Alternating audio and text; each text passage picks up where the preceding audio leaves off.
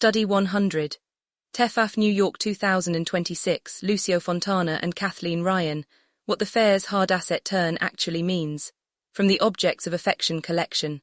Transaction registries, collectible design, and the return of resistant objecthood at the Park Avenue Armory. TEFAF New York 2026, open not merely as a fair but as a transaction registry. A concentrated record of what affluent collectors and institutions still trust when confidence elsewhere has gone soft. In the first wave of reported sales, Lucio Fontana's Concetto Spaziale moved for $2.3 million, while Frida Escobedo's Creek Bench and Joris Ply Loop console confirmed that collectible design is now competing in the same field of conviction as blue-chip painting and antiquities.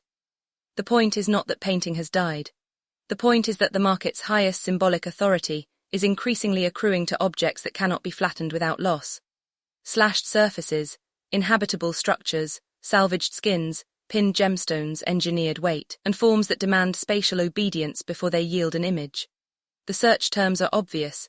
TEFAF New York 2026, Lucio Fontana, KATHLEEN Ryan, Frida Escobedo, Joris, but the structure beneath them has not yet been properly named. This study argues that the fair disclosed a hard asset turn organized around resistant objecthood, material singularity, and what OAC identifies here as forensic endurance. Preview day as transaction registry. The first thing worth refusing is the lifestyle fair reading. TEFAF New York is not useful because it is glamorous. It is useful because its preview compresses a great deal of cross-category decision-making into a single chamber. The official opening release reports more than 100 museum representatives in the building, and in the same breath, publishes a sales list that cuts across modern painting, design, antiquities, lighting, sculpture, and jewelry. When a registry like this forms under pressure, it tells us less about taste than about the hierarchy of seriousness. The work that moves first is often the work that still feels defensible after the champagne has finished performing its civic duties. The significance of the released sales is not medium substitution but medium permeability. Fontana's cut surface, Escobedo's bench, Laman's console, Egyptian stone, Scandinavian furniture, and Privé tables all share one thing: they present themselves as objects whose authority exceeds immediate image circulation. This is precisely the terrain OAC has already mapped in luxury, just split in two. One half will survive, where capital was shown fleeing volume and spectacle in favor of permanence, provenance, density, and what that study named material singularity. TEFAF preview does not invent that shift, it stages it. The flight from frictionless value.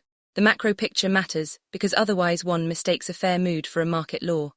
The 2026 Art Basel and UBS Art Market Report describes 2025 as a year in which renewed confidence returned first and hardest at the top end. Risk-averse buyers anchored themselves to established works in what the report explicitly calls a flight to quality. At the same time, online sales fell to their lowest level since 2019 as the high end reasserted itself in person. The Merrill Lynch U.S. Art Market Report says the same thing in plainer terms. Selectivity rose, quality prevailed, historical art reasserted itself, and collectors placed value on scarcity, provenance, and art historical significance. In other words, liquidity did not vanish. It simply stopped being mistaken for seriousness. This helps explain why ART News could quote advisor Ralph DeLuca, saying there is more confidence in hard assets like art, antiques, and collectibles. While the New York Times framed TEFAF as unusually well-positioned for a turbulent environment, because unstable conditions push attention toward quality, value, and well-tested objects, OAC has already theorized the loser in this environment as the hollowed object, an artifact that retains the signage of value while evacuating the interior condition that made value intelligible in the first place. What TEFAF shows is that the market is not abandoning the image so much as disciplining it. The image now has to answer to weight, history, repairability, or spatial command. If it cannot, it remains visible but culturally light. The flat work is not dead. It has merely lost its immunity from having to answer to matter. Lucio Fontana, Frida Escobedo, Joris, surface, support, procedure. TEFAF cleanest diagnostic triad is also its least subtle, which is charming. Fontana gives us the wounded surface, the canvas already refusing to remain a passive plane. Escobedo gives us the support that becomes environment, a bench that is not Dacre but spatial anchoring. Laman gives us procedural intensity, digitally developed form that still arrives as crafted resistance rather than frictionless screen candy. TEFAF release confirms the sale of all three, which means the market is rewarding three variants of the same structural refusal. The plane cut into space, the seat expanded into architecture, and the fabricated object thickened into a proof of process. The Friedman-Bender framing matters because it situates these works within a larger thesis. Modernism remains an active critical tool, rather than a sealed-off period style.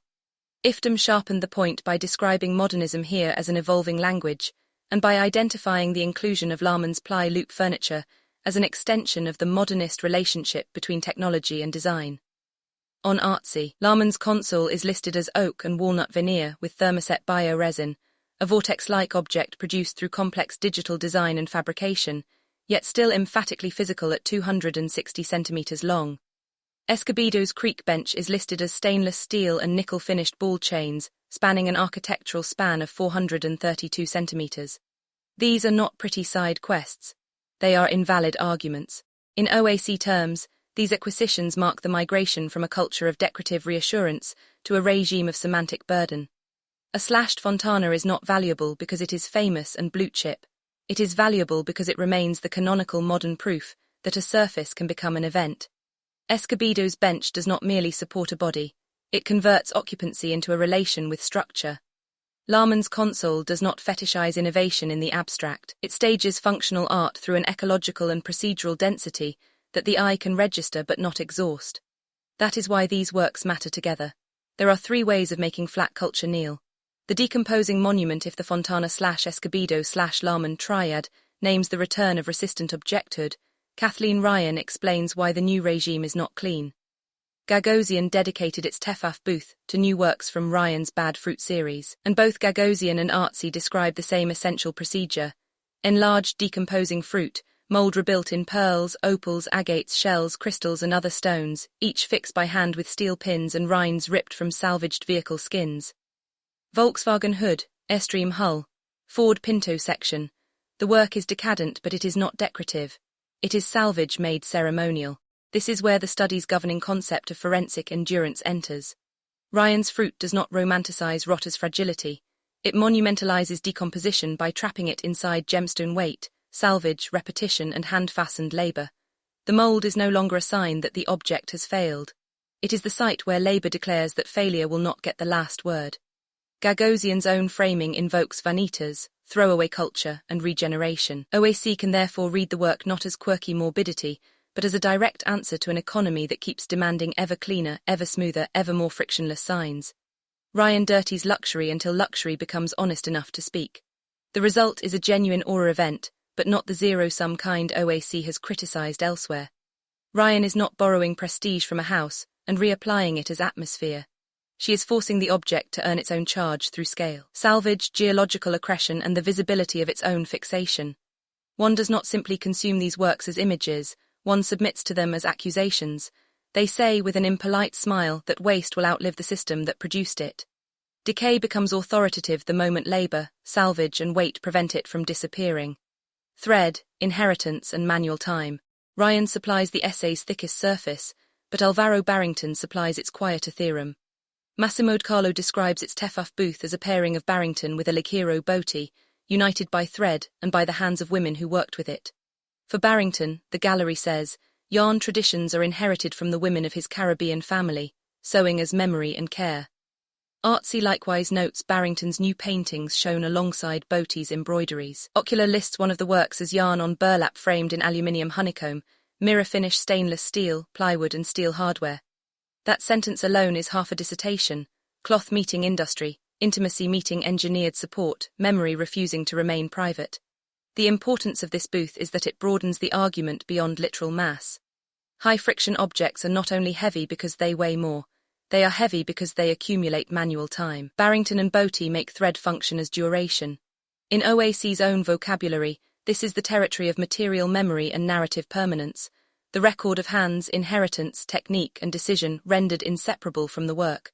If Ryan mineralizes decomposition, Barrington temporalizes touch. Both are forms of resistance to the frictionless asset whose only history is price. The monastic enclave. A fair can only ratify this kind of object if its architecture knows how to stop behaving like an airport. TEFAF does. The fair's own materials emphasize the activation of the Park Avenue Armory's historic rooms, while ArtNet describes those upper floors as Gilded Age showrooms, and ART News emphasizes the slower, warmer, stranger pace that differentiates the fair from spectacle-optimized contemporaries. The art newspaper makes the point from another angle, describing TEFAF concentrated format, disciplined stands and commitment to cross-category collecting. This is not a neutral venue. It is an architecture of slowed judgment. OAC has already argued in The Architecture of Absence that serious objects require a spatial ethics equal to their own density.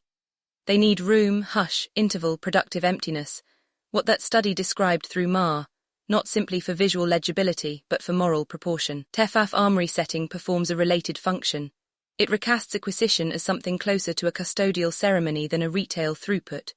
That is why the fair can host a Fontana slash, a Ryan Mellon, a Prouvé house model, and a salvaged material bench without those things collapsing into a content carousel. The space holds velocity long enough for objects to recover from consequences. Cross-category collecting and the end-of-period obedience. One of TEFAF's decisive contributions is that it makes medium snobbery look provincial. The art newspaper explicitly identifies cross-category collecting as central to the fair's appeal, while ART News stresses the fair's identity as a place where a collector can move from an Egyptian stele to a Calder to a new painting in minutes. ArtNet pushes this further in its design coverage, where Jean Prouvé's demountable architecture becomes the limit case of an old distinction collapsing. If there is no difference between a piece of furniture and a house, then the category itself has stopped being sovereign. This is also why the fair is such an effective stage for OAC's critique of category obedience.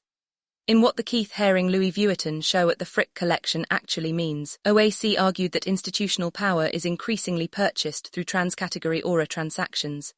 In the borrowed vocabulary, OAC showed how tactile seriousness is routinely mimed by houses unwilling to bear its structural cost. TEFAF stands at a more interesting frontier. It does not just mix categories. It reveals that value now coheres around object conviction rather than period loyalty. The collector who moves from antiquity to design to contemporary salvage is not confused. They are following a more exacting ontology. From decorative acquisition to forensic endurance, we can now name the shift more cleanly. Decorative acquisition seeks visual compatibility, symbolic polish, and the pleasant fiction that luxury can be weightless. Forensic endurance seeks the opposite, objects that preserve the evidence of labor, salvage, structural decision, repairability, historical force, or spatial sovereignty. Fontana's slash records the violence required to free a surface from its obedience. Escobedo's bench turns support into a site of bodily discipline. Lahmann's console stores an ecological argument inside digitally precise craft. Ryan's fruit fixes decomposition in the gemstone and the steel pin. Barrington's yarn and burlap make the thread itself carry inheritance. Each work is different, but each one resists frictionless assimilation.